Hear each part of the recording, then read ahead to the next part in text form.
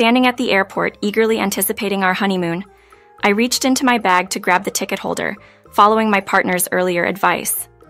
Suddenly, my husband forcefully took the plane ticket from my grasp and harshly said, "You're not worth it. I should have gone with someone else."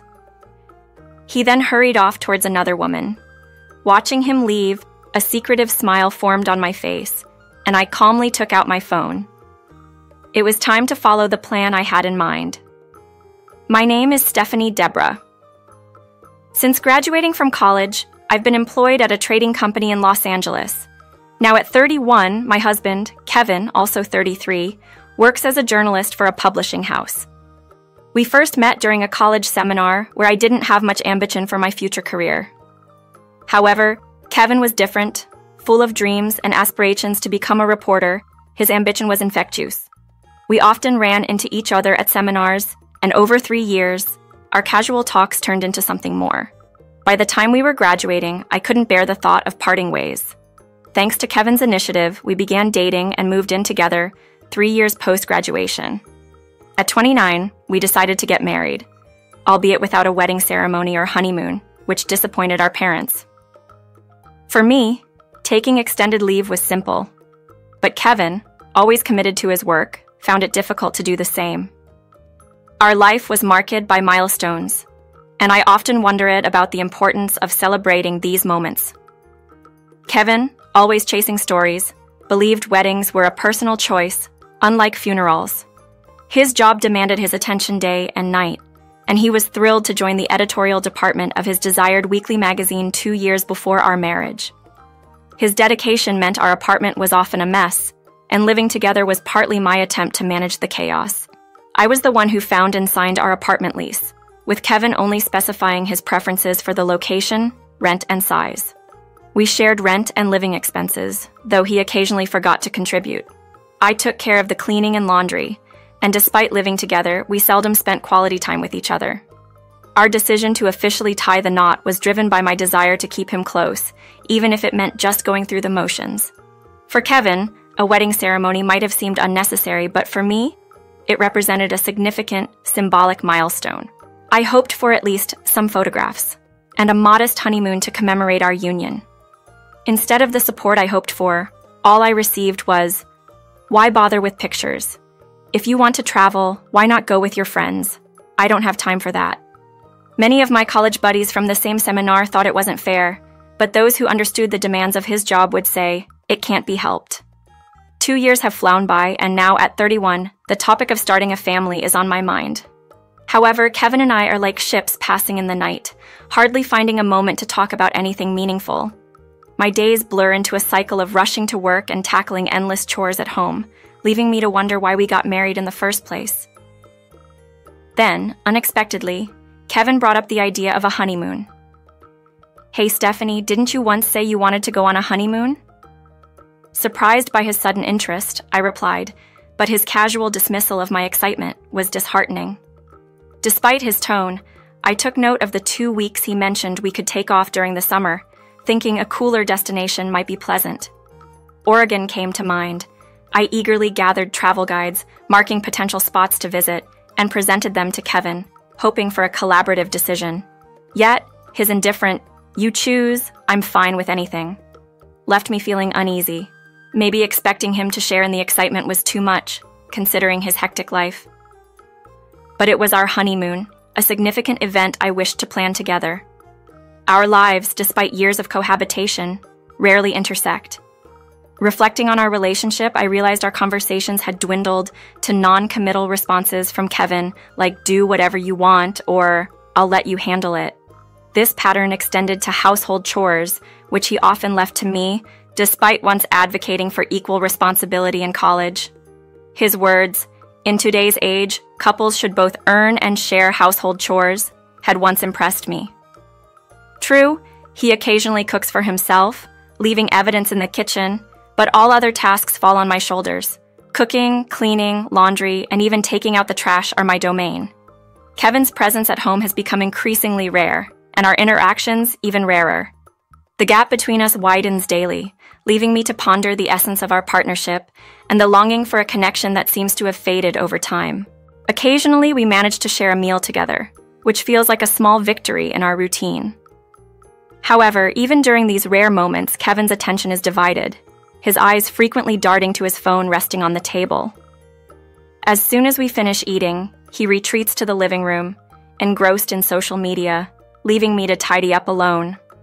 One day, frustrated by his apparent disinterest, I remarked on his constant texting. His reply was curt, suggesting his communications were essential for work, a point I couldn't entirely dispute, given his often unguarded phone during showers or naps on the couch. My curiosity got the better of me one day, leading me to glance at his phone. I discovered messages to a woman named Carolyn, which seemed more personal than professional. Confronting a half-asleep Kevin with this discovery, he explained she was connected to his current work project, brushing off my concerns about the frequency of their exchanges. His defense centered on the necessity of maintaining professional relationships, yet I couldn't shake my unease. As our departure loomed, Kevin reminded me to finalize our plans and pack our bags, hinting he might be caught up until the last 5 minutes due to his work. This incident lingered in my mind until the morning of our trip, when Kevin unexpectedly woke up early, surprisingly chipper, and even attempted to make breakfast. His effort, although comprising store-bought items and slightly underdone bacon, was so out of character that it left me suspicious. Yet, I chose not to comment, focusing instead on the day ahead. He complimented my packing but didn't bother to check the contents of the luggage, insisting it could wait. We made our way to the airport, our tickets confirming Oregon as our destination. We were looking forward to exploring the state's diverse landscapes. Nearing the boarding gate, Kevin reminded me to have my boarding pass ready, only to abruptly declare the futility of traveling together, snatching the tickets from my hands in a sudden, confusing act of dismissal. This unexpected turn of events, juxtaposed with the earlier semblance of normalcy, underscored the growing disconnect and complexity within our relationship. "I should be with someone else," he declared, swiftly moving toward the boarding gate.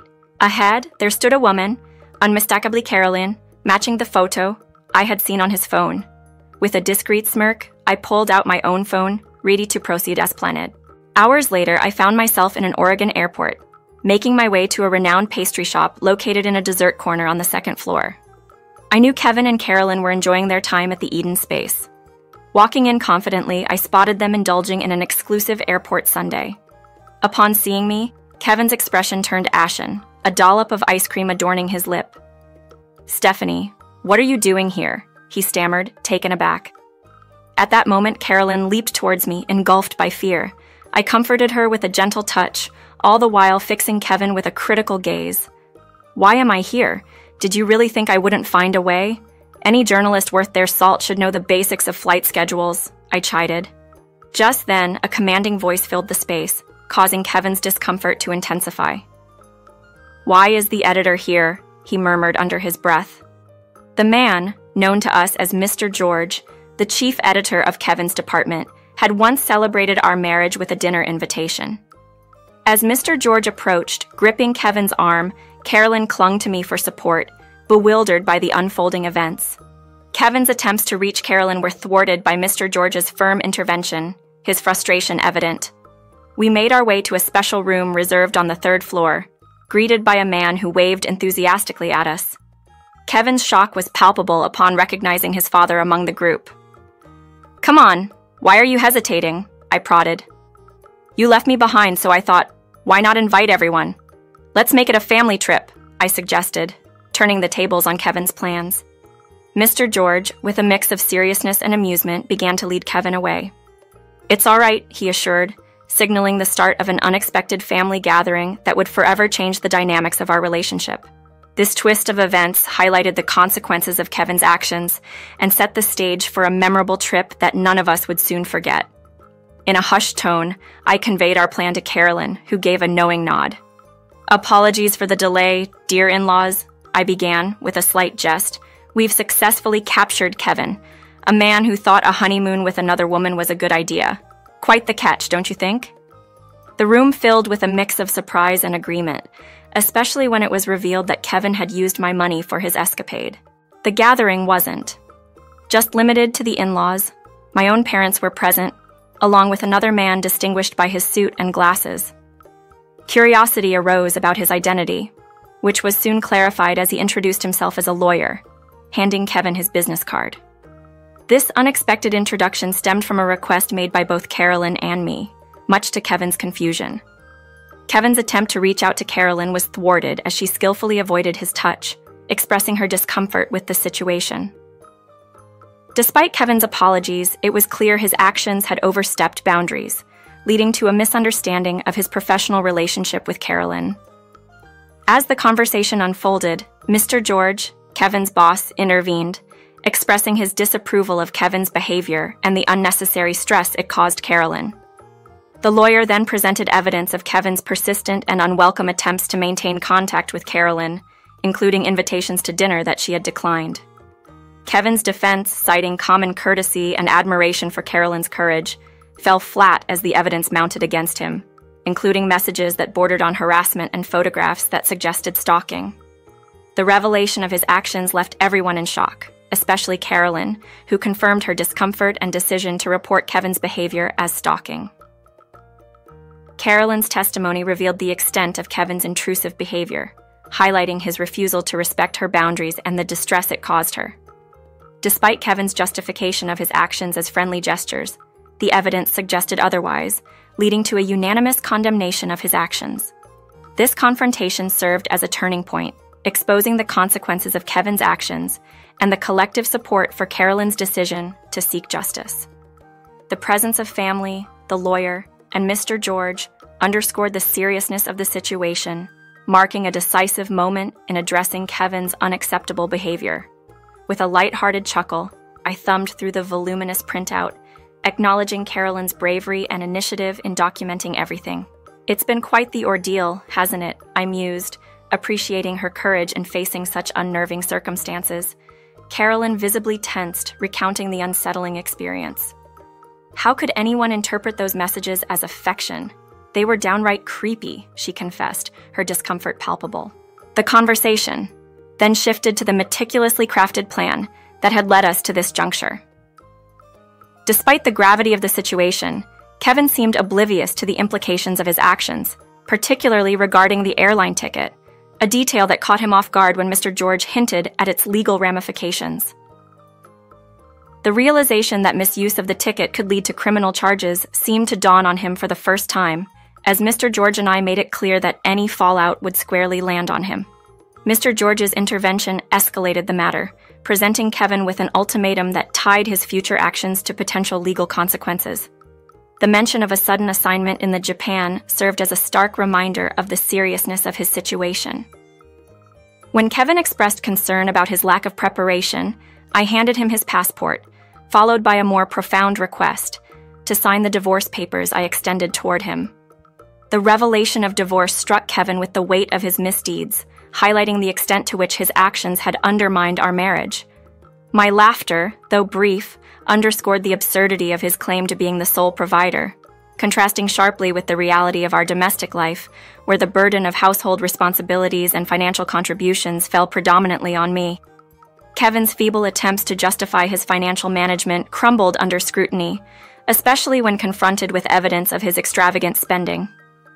The solemn act of signing the divorce papers marked the end of our marital ties, with his signature sealing the decision amidst a mix of regret and realization.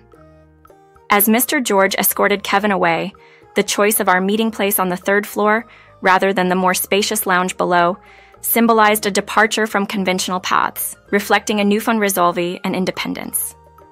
This moment wasn't just about ending a marriage, it was about reclaiming autonomy, setting the stage for a future unburdened by the shadows of past mistakes.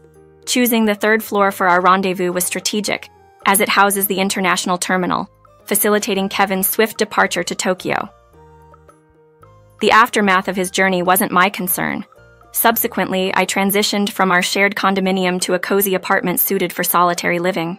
The reduction in space was a small price for the peace of mind that came with knowing every corner of my new home was truly mine, free from the burdens of catering to an unpredictable partner. Tasks like grocery shopping and housekeeping became simpler and more enjoyable, highlighting the unnecessary complications that had filled my life with Kevin. My relocation expenses, along with the unpaid rent and bills left by Kevin, were generously covered by my father-in-law, who, along with my mother-in-law, expressed regret over their son's upbringing.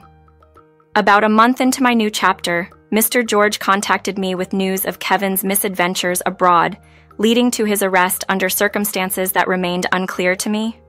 Whether it was a misstep or a gamble gone wrong, Kevin's pursuit of a story had evidently led him astray, leaving his return in doubt. In the midst of navigating these turbulent waters, I reconnected with Carolyn at a cafe. Our mutual anticipation for a concert we had planned to attend together was a refreshing change of pace. Sharing a love for the same musician, we found solace and excitement in our shared passion, a stark contrast to the isolation and challenges that had characterized my married life. As we sipped our coffee and discussed the evening ahead, I was reminded of the simple joys and connections that life offers beyond the confines of a troubled relationship. Attending the concert with Carolyn marked a celebration of new beginnings and reclaimed happiness. The music, the crowd, and the shared experience were stark reminders of the world outside the shadows of my past with Kevin. Rediscovering these moments of joy and camaraderie reaffirmed my decision to move forward, embracing the freedom to enjoy life, hobbies, and friendships on my own terms. This newfound independence and the support of friends like Carolyn filled me with gratitude for the choices that led me here, away from the turmoil and towards a brighter, more fulfilling path.